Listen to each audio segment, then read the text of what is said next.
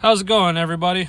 Well, today I had to replace a shift interlock switch on the other half's 2010 Ford Explorer. Well, her shifter wouldn't shift out of park. No matter what you did, you pull on it, cuss at it, nothing was happening. So I decided to look up on YouTube, and I got a lot of good ideas.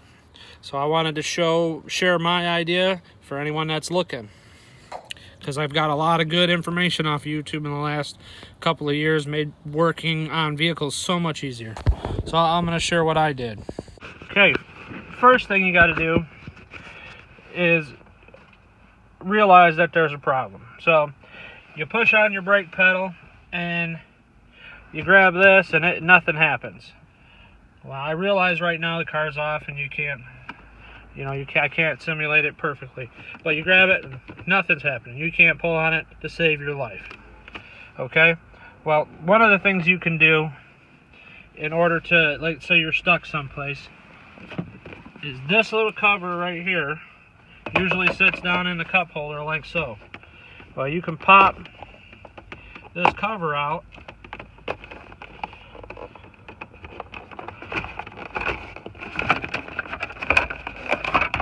Cover's not always easy to get out because, people spilling soda on it and what have you. But through this little door right here,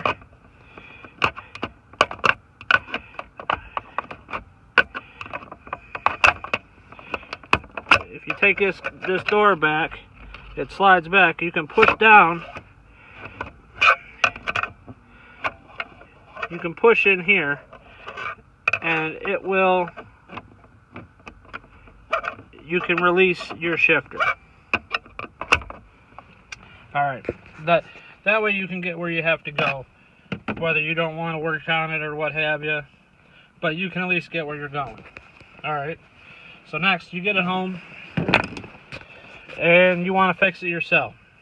Well, the first thing you do is you pull out this bolt here, take your plastics out, and then you unclip it. Remove the bezel so you don't lose it or damage it more than it already is.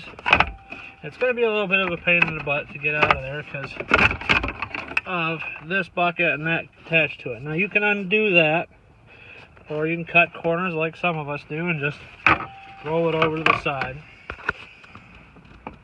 Then you look down in here and you see this is the mechanism right here that you'd be pushing on when you go through that little door.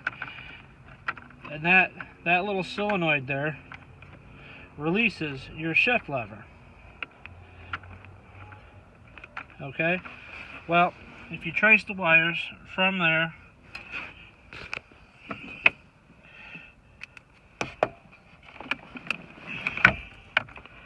oh, my apologies, there we go. These wires right here go to this little white box. So that box there is your shift interlock safety switch. Now, for whatever reason, they go bad, so you gotta take it out. And all you gotta do to take that out is put your screwdriver behind it and pry it away. Like I said, I'm already done with this, so I don't want to take it back apart. Put your screwdriver in there, pry it away, and then you gotta get this wire off here. There's a little wire up here at the top, and then this larger one down here. It's kind of a bitch to get these off, so I suggest, do whatever you can to get them off. Put your screwdriver on it and pry that back and push it off. You might have a pick or something that works better. I took a coat hanger and I bent her up so I could manipulate these little wires and what have you to get them on and off. It's the only thing I could think of because I don't have a pick. Because you have to push this little button on the back side of this switch and then pull it out. And this little wire up here is real small. See the one with the paint on it? This one here? That one's real small. Got a real small lever on it. Real easy to bust that little thing on the top there. Okay, so once you get that off, this white housing actually houses a little chip, kind of like Well, actually exactly like this one. This one's the old one. And believe it or not, they do not supply, when you buy this, they do not supply the, see, I busted this one. I had a little bridge across here of plastic. I busted this off, but you have to pull this off, and you see them 3 holes that are in there? They line up with the little dowels inside that plastic. That plastic just clips apart, and this drops in there.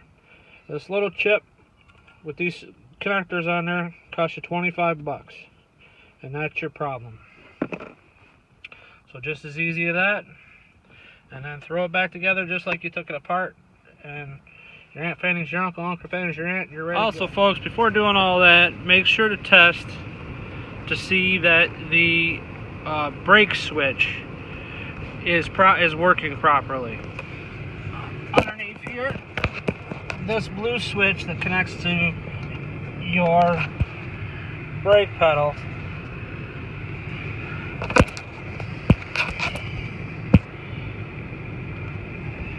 push on the brake pedal, the switch releases and turns your brake lights on. Sometimes these wires start becoming corroded or loose on this. Get it back in view. On this switch, so you can jiggle them wires around, and sometimes that'll fix your problem. If not, you have to replace, if your brake lights aren't coming on, you have to replace this switch.